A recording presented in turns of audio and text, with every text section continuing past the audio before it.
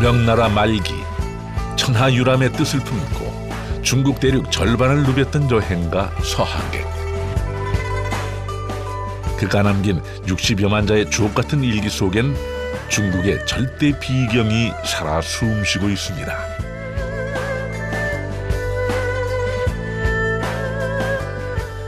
직접 두 발로 걷고 뛰고 때론 기어오르면서도 멈추지 않았던 험난한 여정. 그 고된 시간 끝에 서하객이 찾은 절경은 크나큰 감동을 안겨주었습니다. 이번엔 성리학의 대가 주자의 무릉도원이자 그의 시 무의구곡가의 배경이 된 우이산과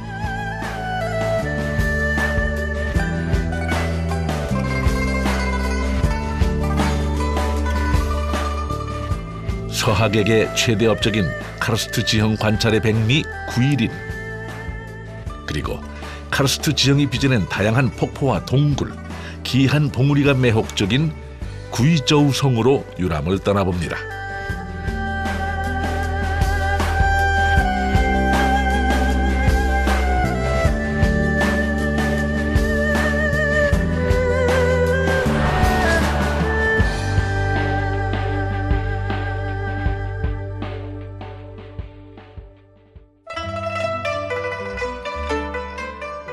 서하객은 30여 년에 걸쳐 중국 16개 지역을 탐험했는데요.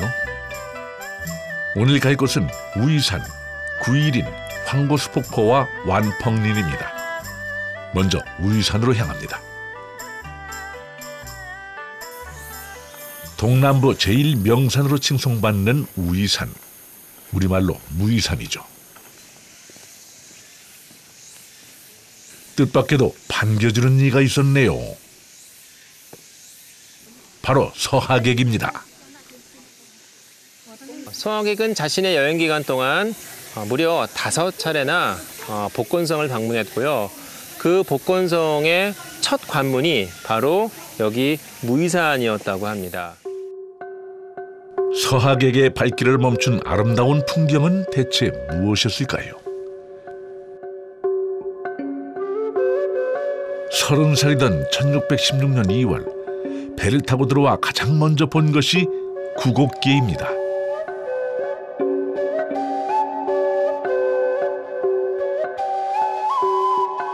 우이산 평균 해발 높이가 600m에 불과한데도 동남부 최고의 절경으로 꼽혀왔는데요. 36개의 봉우리와 99개의 암석을 품은 붉은 노을빛의 단하지형과 짙푸른 구곡계가 조화를 이루며 천혜의 비경을 그려냈기 때문입니다.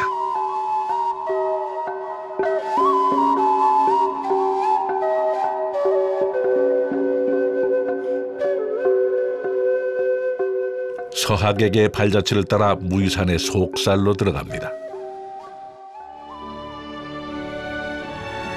바로 거대하고 웅장한 절벽이 병풍처럼 펼쳐진 수렴동입니다. 높이와 너비가 모두 100m를 넘는 바위굴로 공자의 비견되는 사상가 주자가 어린 시절 학문을 닦던 곳이기도 합니다. 까마득한 절벽 아래 주자와 그의 스승을 모신 삼현사 앞으로 기이한 폭포가 떨어지는데요. 벼랑 아래는 오목하고 꼭대기는 툭 튀어나와 처마처럼 생긴 수렴동. 그 위에서부터 흐르는 물줄기가 장관을 이룬 것입니다.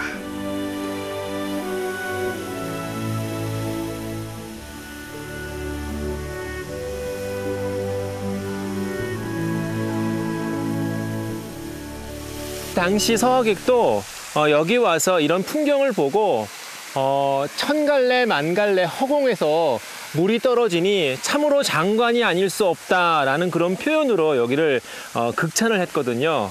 그런데 그 이유도 제가 조금은 알 수가 있을 것 같습니다. 마치 하늘에 걸린 발이 동굴 입구에 들이운 듯 흩날리며 떨어지는 물줄기.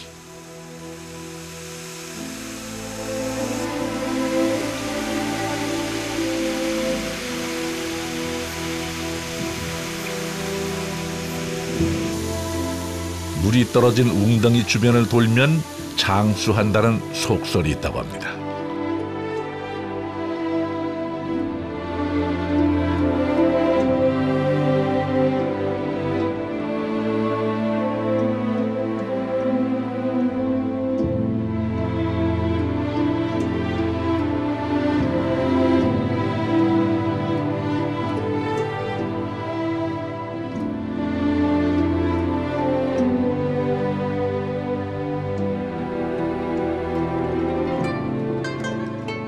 이제 무이산 유람의 백미 구곡계로 향합니다.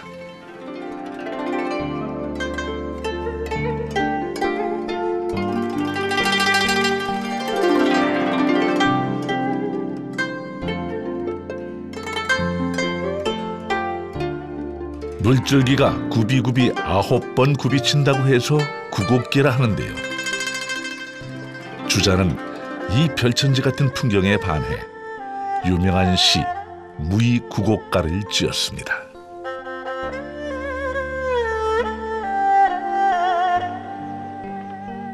일곡부터 구곡까지 총 9.5km의 뱃놀이. 주파이라 부르는 대나무 뗏목을 타고 주자와 서하객의 마음을 사로잡았던 산수 풍경을 감상해 볼까요?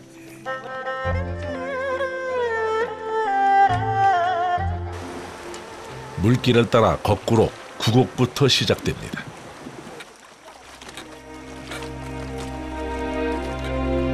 구곡에 다다르니 눈앞이 활짝 트이는데 뽕나무 삼나무에 맺힌 이슬 평천냇물을 바라보네. 뱃사공은 다시금 무릉도원 가는 길을 찾으려 하겠지만 이곳이 바로 인간 세계의 별천지라네.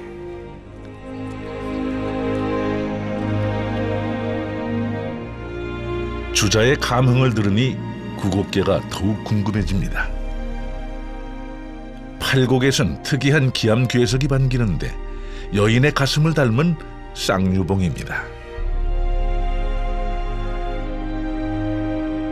무이산의 속사를 만나게 되는 구곡계 유람.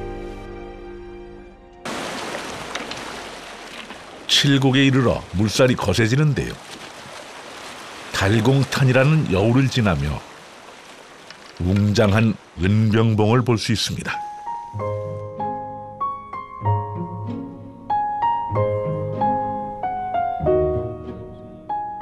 육곡에 접어들면 배를 널어놓은 듯한 무이산 제1의 바위산 쇠포암이 있는데요. 신선의 손바닥 모양 같다 해서 선장암이라고도 불립니다. 서하객은 뱃놀이하며 보는 데 그치지 않고 무트로 올라 산길을 걸으며 산속의 경치도 세세하게 그려냈는데요. 시원한 소리에 이끌려간 곳은 선녀가 목욕을 했다는 선욕담입니다.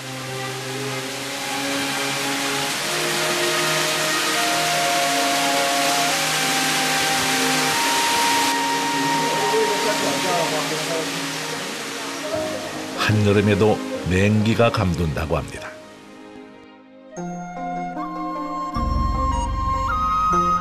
땀도 식혔겠다. 이제 무이산 최고의 절경이라는 천유봉으로 향합니다. 예부터 천유봉에 오르지 않으면 무이산을 구경한 것이 아니라고 했을 정도인데요. 천길의 절벽 위에 암봉이 우뚝 솟은 모습에서 위용이 느껴집니다.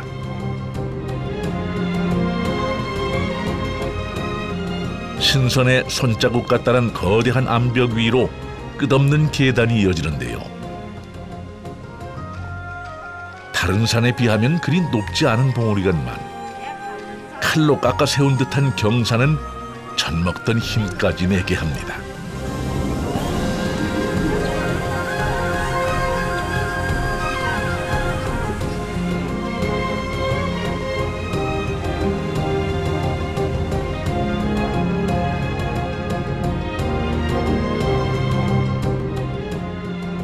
실같이 이어진 848개의 돌계단. 정상으로 향하는 길이 힘들긴 해도 천유라는 이름처럼 천궁 속을 유람하는 듯한데요.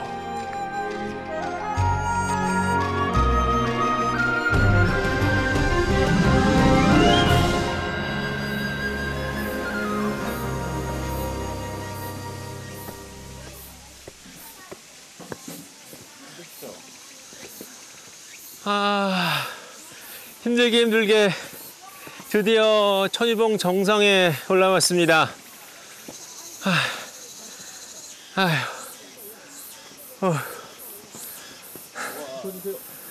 와, 아, 정말 멋진데요.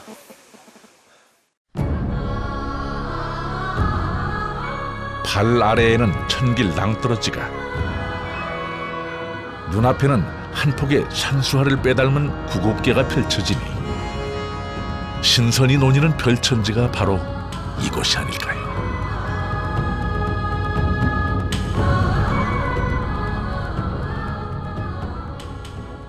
지금 구곡계의 전체의 모습이 다 보이거든요. 그래서 아마 서하객도 이 봉우리를 두고 물가에 이르지 않아도 구곡계의 전 모습을 다 볼 수 있으니 이 봉우리가 정말 으뜸이구나 라고 극찬을 했나 봅니다. 무이산의 아름다움이 한눈에 들어오는 장관.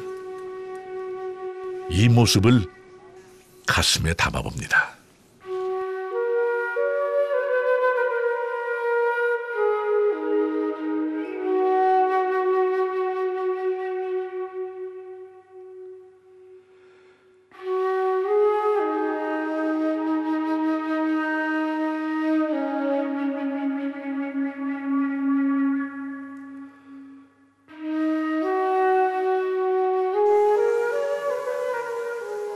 다시 배에 올라 오곡으로 향합니다.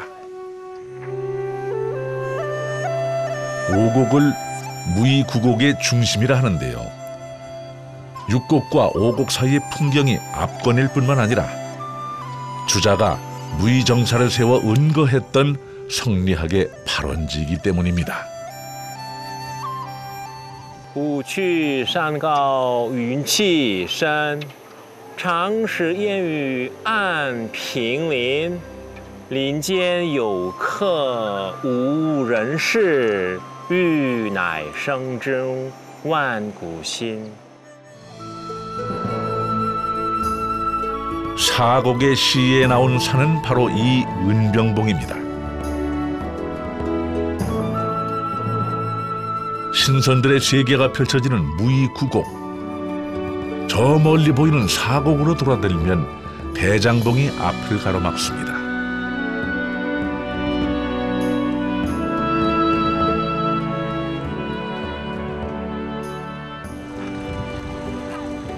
이 다리를 지나면서부터 사곡에 접어드는데요. 사곡을 대표하는 대장봉은 도가에서 대장경을 숨긴 곳이라고 합니다. 구곡의 봉우리와 암벽마다 전설이 깃들어 있죠.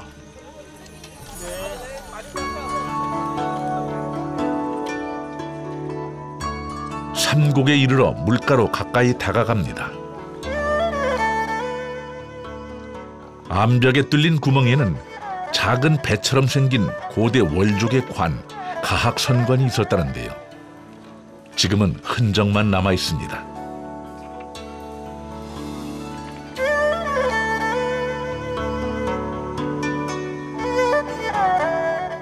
이 곡에는 무이산에서 가장 아름답다는 옥녀봉이 기다리고 있는데요.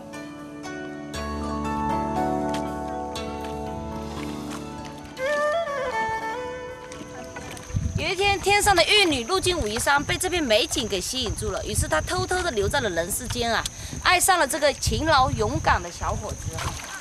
玉皇大帝非常的愤怒，他下令捉拿玉女回天宫，玉女不从。 大王也非常的无奈，只以将他们点化成石啊，分割在九曲溪的两岸。这就是大王和玉女的一段罗曼史。 두 구비에 우뚝 솟은 곱디고운 옥녀봉아. 꽃 하나 물가에 섰으니 뉘를 위한 단장인가. 도인마저 옛 영화는 바라지를 않는다지만 흥에 겨워 앞산에 드니 푸름이 첩첩이네.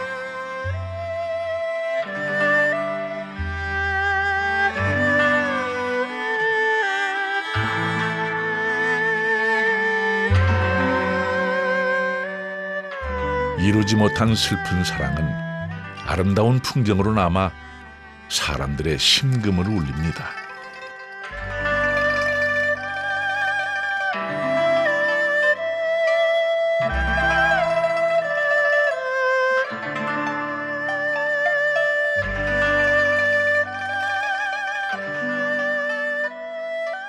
이윽고 옥녀봉의 애달픈 연인 대왕봉을 뒤로 하고 마지막 굽이 일곡으로 향합니다.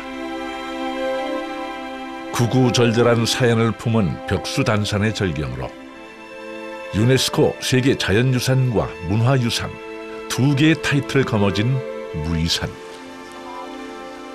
물 흐르는 대로 이려편지에 몸을 맡긴 채 옆으로는 절경을, 아래로는 맑은 물을 바라보니 이것이 꿈에 그리던 선경이 아닐까요?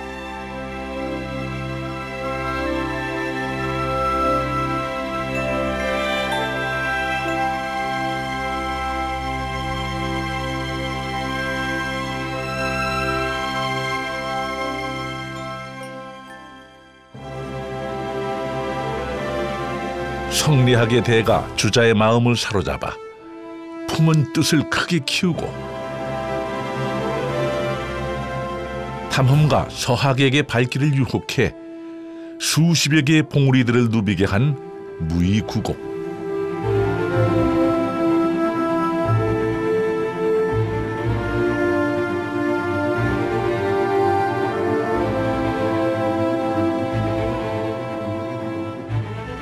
그들의 감탄과 사랑이 아직도 굽이굽이 흐르고 있습니다.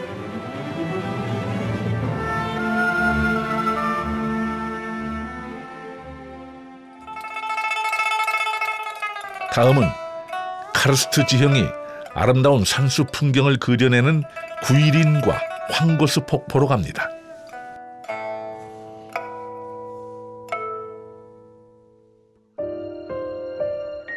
서하객은 1637년 4월 51살의 나이로 오지 탐험에 나서는데요. 바로 카르스트 지형이 산수화를 그려내는 광시성 구이린입니다.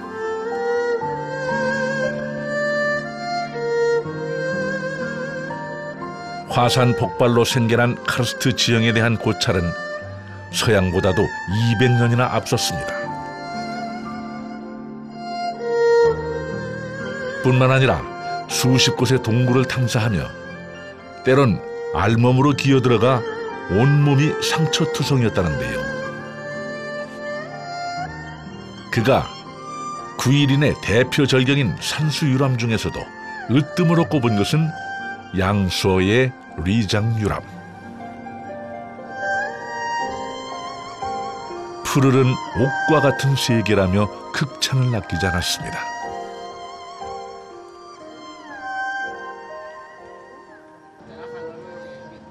그리고 이듬해인 1638년 봄에는 중국 오지 중의 오지, 구이저우로 향했는데요.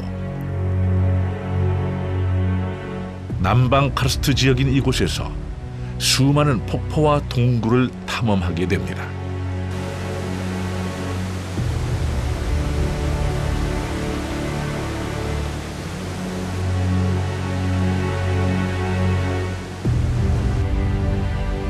천성 동굴을 통해 쏟아져 내리는 거센 물줄기.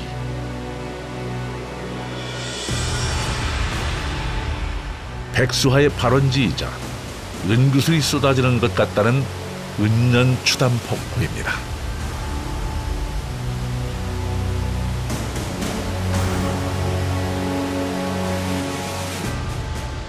예부터 하늘은 사흘 이상 맑은 적이 없고 땅은 삼리 이상 평평한 곳이 없다고 할 만큼 척박한 땅 구이족. 서하객이 극찬한 이곳의 절경은 무엇일까요?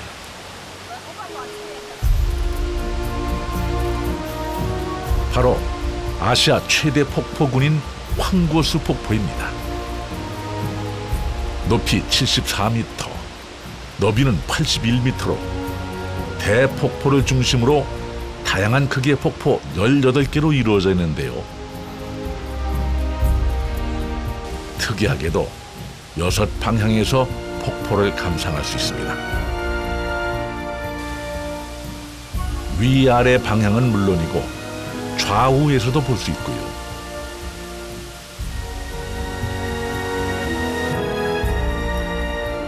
폭포 안의 동굴에선 그 뒤를 들여다볼 수 있습니다. 진주를 두드리고 목을 깨뜨리듯이 물방울이 마구 튀는데 운무가 휘날리는 듯 기세가 웅이롭구나.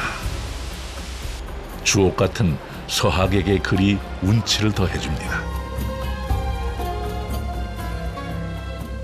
카르스트 지형이 만들어낸 폭포는 이뿐만이 아닙니다. 마링하 협곡의 천길낭떠러지로 폭포들의 향연이 펼쳐집니다.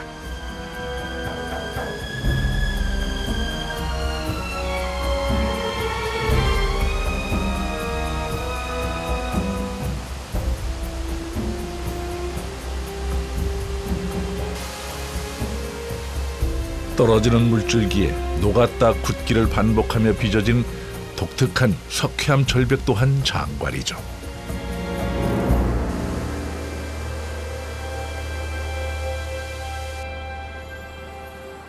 이제 마지막 절경 완펑린으로 가는 길.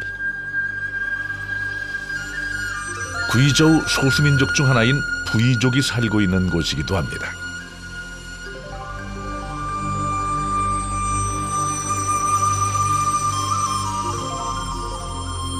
서하객이 남긴 말이 무릎을 탁 치게 하는데요. 세상에 산봉우리 많고 많지만 이곳에서 봉우리는 산을 이루었네.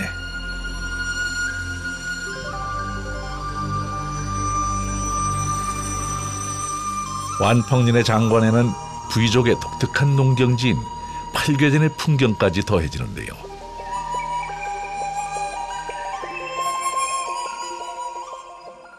이름 그대로 만 개의 봉우리가 숲을 이루듯 보는 이의 감흥도 가슴속을 빼곡히 채웁니다.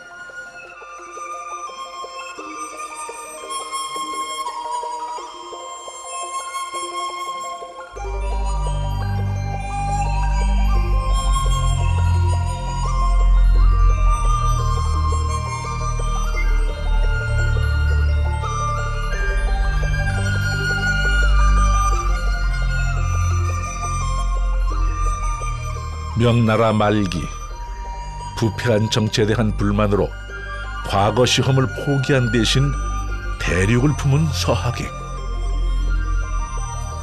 그에게 있어 산수유람은 대자연의 선정 속에서 조국의 소중함을 깨닫는 길 위의 수행이 아니었을까요?